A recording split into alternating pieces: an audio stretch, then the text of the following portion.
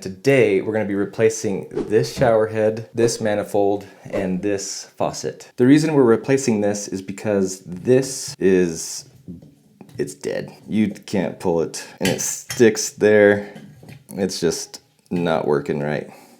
We're gonna replace the whole thing. We're gonna use this new Delta set. The main thing you have to remember when you're replacing this handle, you have to make sure you go with the same brand that you have existing. So if you look right here, this is a Delta manifold. I know that the new handle is going to fit within the parts back there. If I was to try and swap it out with a Kohler or another brand manifold, it would not work. But this piece is universal. The shower head is universal.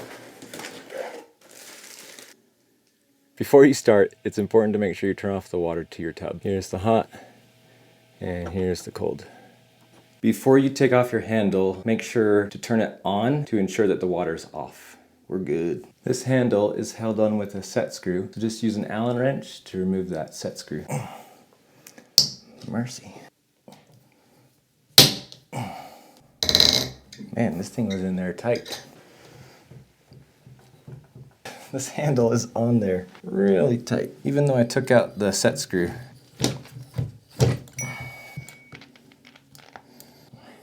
This is really stuck in there. Looks like there's a little star bit in there.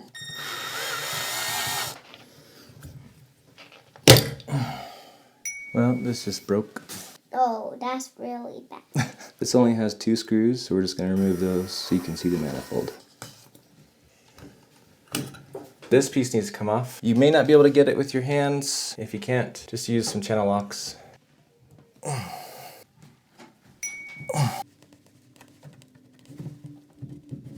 There we go.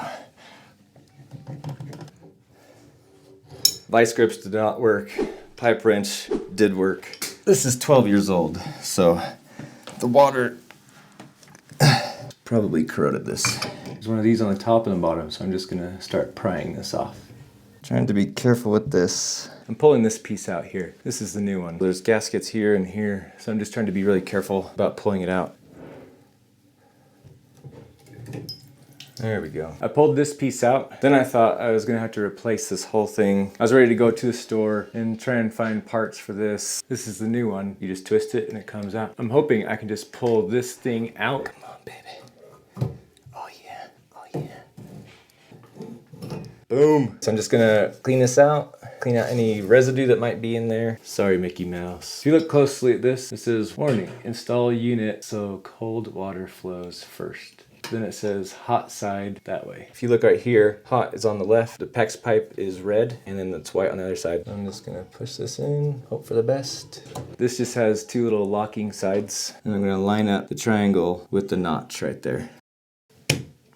Now I'm going to pull this new ring off of the old heart. But first, I'm going to clean off these rings. My plan worked. I wanted to use this to pull this piece in, and it worked. You just have to be really slow and careful with it. Make sure you don't hear any popping noises. But now when I put this on, it is snug and tight, and this piece is all the way tight against this piece. Now I'm just cleaning off the cover from the last one. Some of it's coming off easily, some of it's not coming off. My old one was circular. My new one is fancy. With this model, all you do to adjust the hotter and colder, you pull this little, I don't know what you call it. It's got these little teeth on it, but as you pull it out, you can rotate it. If you rotate it this way, you can make it get colder. If you rotate it this way, it'll get hotter. That allows this, which is your handle, to move further so it'll get hot. If I turn it all the way off, then I dial this over, this will make it so that this won't turn as far. See how it stopped here? Whereas before, it was flat going this way.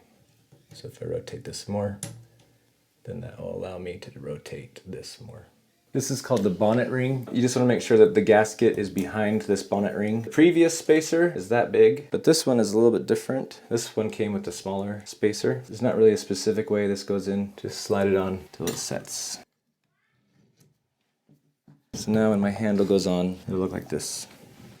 Now we're gonna put this in. You're gonna make sure your drill is not on drill mode, but turn your clutch down so it doesn't strip anything. Now when you're putting this on, don't go crazy. You don't need it to be super tight, you just need it to be snug. And as you tighten it, it'll pull this piece out.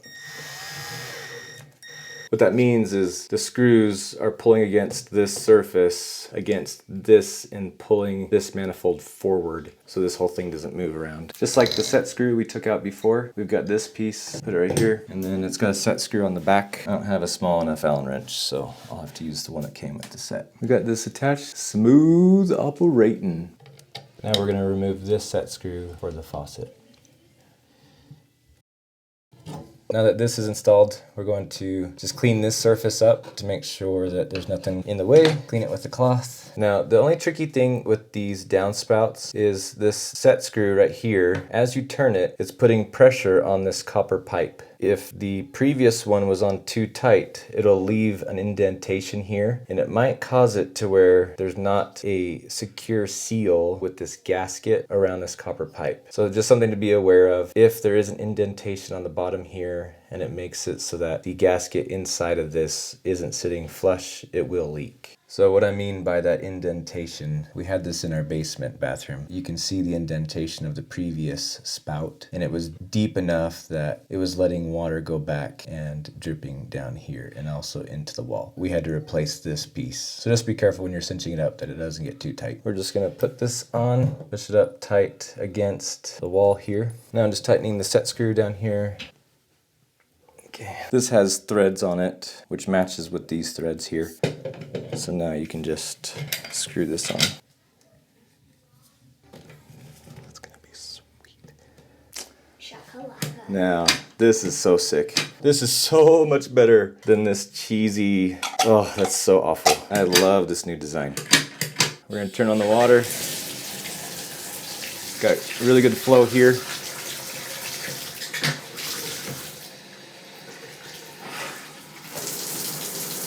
Oh yeah. Dad, can I take a shower?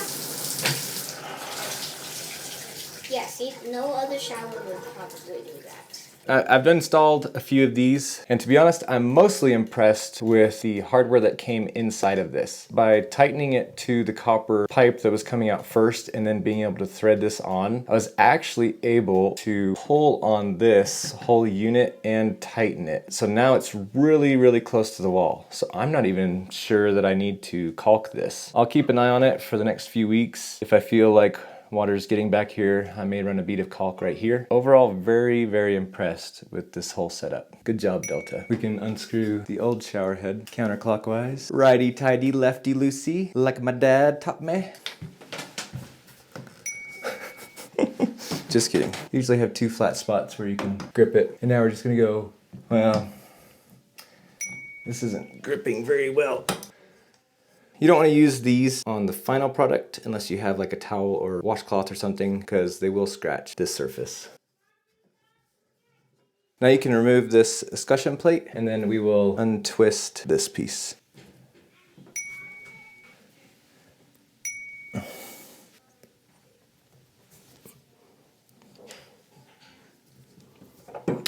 Now both sides of the new one will need Teflon tape. Just want to stick your finger back there and clean out any Teflon tape that might be back there. Clean all this out. There is a specific way that you need to wrap your Teflon tape around this piece. The best way to think about it is if your piece is screwing in like this, I'm gonna wrap my Teflon tape in the same direction. As it's screwing in, it's not unwrapping the tape. We want to wrap our Teflon tape clockwise. My shower head is gonna be tightening onto this spout in a clockwise fashion. So I'm gonna wrap my Teflon tape in the same direction. The key is to just go slow.